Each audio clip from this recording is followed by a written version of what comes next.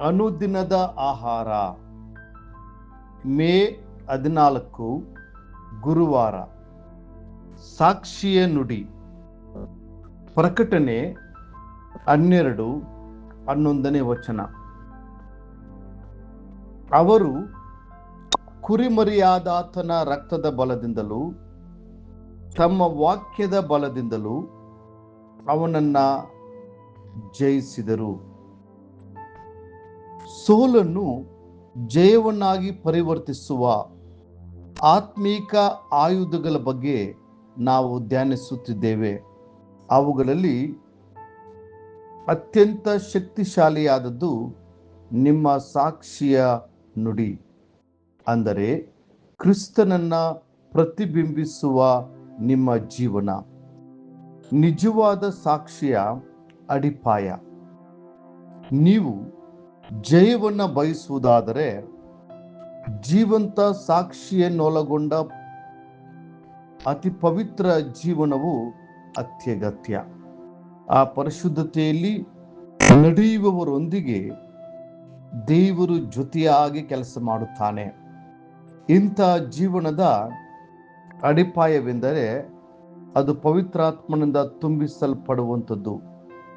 ಆ ಪವಿತ್ರಾತ್ಮ ನಿಮ್ಮ ಮೇಲೆ ಬರಲು ನೀವು ಬಲವನ್ನು ಹೊಂದುವಿರಿ ಮತ್ತು ನೀವು ನನಗೆ ಸಾಕ್ಷಿಗಳಾಗಿರುವಿರಿ. ಅಪೊಸ್ತಲ ಕೃತ್ಯಗಳು 1ನೇ ಅಧ್ಯಾಯ 8ನೇ ವಚನ. ನಿಜವಾದ ಸಾಕ್ಷಿ ಎಂದರೇನು?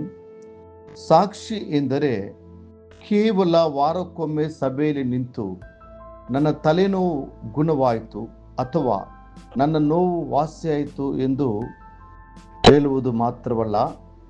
ನಿಜವಾದ ಸಾಕ್ಷಿ ಎಂದರೆ ಮಾತುಗಳಿಗಿಂತ ಜೋರಾಗಿ ಮಾತನಾಡುವ ಜೀವನವಾಗಿದೆ. ಅದನ್ನು ನೋಡುವವರು ನಿಮ್ಮ ಮೂಲಕ ದೇವರನ್ನ ಮಹಿಮೆಪಡಿಸುವಂತೆ ಪ್ರಭಾವ ಬೀರುವ ಜೀವನ. ನಿಮ್ಮ ತುಟಿಗಳಿಗಿಂತ ಹೆಚ್ಚಾಗಿ ನಿಮ್ಮ ಜೀವನವು ಮಾತನಾಡಬೇಕು.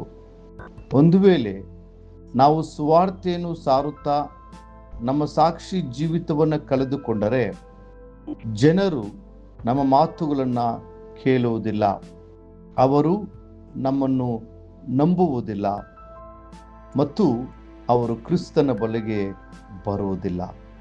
ಇದಕ್ಕಾಗಿಯೇ ಮಹಾತ್ಮ ಗಾಂಧಿಯವರು ಒಮ್ಮೆ ಹೀಗೆ ಹೇಳಿದ್ದರು: ನನಗೆ ನಿಮ್ಮ ಯೇಸು ಕ್ರಿಸ್ತನು ಇಷ್ಟ, ಆದರೆ ನಿಮ್ಮ ಕ್ರೈಸ್ತರು ಇಷ್ಟವಿಲ್ಲ.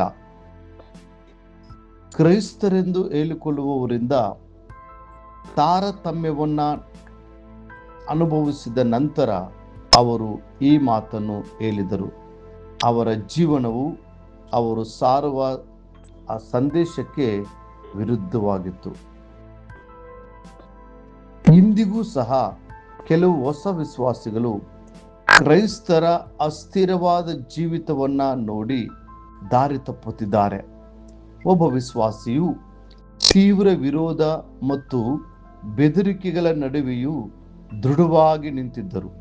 ಆದರೆ ತನಗೆ ದೀಕ್ಷಾಸ್ಥಾನ ನೀಡಿದ ಸಭಾಪಾಲಕರೇ ಗುಟ್ಟಾಗಿ ಧೂಮಪಾನವನ್ನು ಮಾಡುವುದನ್ನು ಕಂಡಾಗ ಅವರು ಆಳವಾಗಿ ನೊಂದು ಹೋದರು ಮತ್ತು ನಂಬಿಕೆಯಲ್ಲಿ ಹಿಂಜಾರಿ ಹೋದರು. ನಾನು ನಿನಗೆ ವಿರೋಧವಾಗಿ ಪಾಪ ಮಾಡದಂತೆ ನಿನ್ನ ನುಡಿಗಳನ್ನು ನನ್ನ ಹೃದಯದಲ್ಲಿ ಇಟ್ಟುಕೊಂಡಿದ್ದೇನೆ. ಕೀರ್ತನೆ 119:11ನೇ ವಚನ. ಜಯಶಾಲಿ ಜೀವನವೆಂದರೆ ಪರಿಶುದ್ಧತೆಯಲ್ಲಿ ಬೇರೂರುವುದು, ದೇವರ ವಾಕ್ಯದಲ್ಲಿ ನೆಲೆಗೊಂಡಿರುವುದು, ಪವಿತ್ರಾತ್ಮನ ಶಕ್ತಿಯಿಂದ ತುಂಬಿಸಲ್ಪಟ್ಟಿರುವಂಥದ್ದು. ಇಂಥ ಸಾಕ್ಷಿಯ ಜೀವನವೇ ಸೈತಾನನನ್ನು ಜಯಿಸುತ್ತದೆ. ನೀವು ಕತ್ತಲೆಯ ಕಣಿವೆಗಳಲ್ಲಿ ನಡೆಯುವಾಗ ನಿಮ್ಮ ಜೀವನವು ನಿಮ್ಮ ನಂಬಿಕೆಯ ಅರಿಕೆಗೆ ಸರಿ ಹೊಂದುತ್ತದೆಯೇ ಎಂದು ಶತ್ರುವು ಹತ್ತಿರದಿಂದ ಗಮನಿಸುತ್ತಿರುತ್ತಾನೆ. ಪ್ರೀತಿಯ ದೇವರ ಮಕ್ಕಳೇ, ಪರಿಶುದ್ಧವೂ ಸ್ಥಿರವೂ ಆದ ಜೀವನವು ನಿಮಗಾಗಿ ಪರಲೋಕದ ಬಾಗಿಲುಗಳನ್ನು ತೆರೆಯುತ್ತದೆ. ನಿಮ್ಮ ಜೀವನವೇ ನಿಮ್ಮ ಸಾಕ್ಷಿಯಾಗುವಂತೆ ಜೀವಿಸಿರಿ. ಮುಂದಿನ ಅಧ್ಯಯನಕ್ಕಾಗಿ ದೇವರ ವಾಕ್ಯ. ಲೋಕದಲ್ಲಿ ನಿಮಗೆ ಸಂಕಟ ಉಂಟು, ಧೈರ್ಯವಾಗಿರಿ, ನಾನು ಲೋಕವನ್ನು ಜಯಿಸಿದ್ದೇನೆ. ಯೋಹಾನ 16:33. ಈ ದಿನ ಓದುವ ದೇವರ ವಾಕ್ಯ. ಮುಂಜಾನೆ 2 ಅರಸುಗಳ ಪುಸ್ತಕ 19, 20, 21 ಅಧ್ಯಾಯಗಳು. ಸಂಜೆ ಯೋಹಾನ 4ನೇ ಅಧ್ಯಾಯ 1-30 ವಚನಗಳು. ದೇವರು ನಿಮ್ಮನ್ನು ಆಶೀರ್ವದಿಸಲಿ.